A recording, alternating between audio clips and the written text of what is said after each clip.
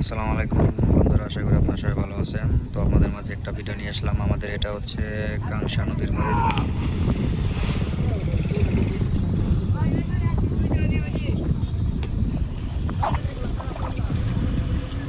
আমাদের এই নদীটা হচ্ছে নাম ধলেশ্বরী। আমাদের ধলেশ্বরী নদীটা অনেক বড়।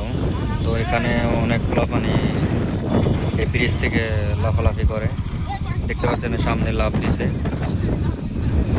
গ্রামটা অনেক সুন্দর, আমাদের এই ব্রিজটা অনেক সুন্দর।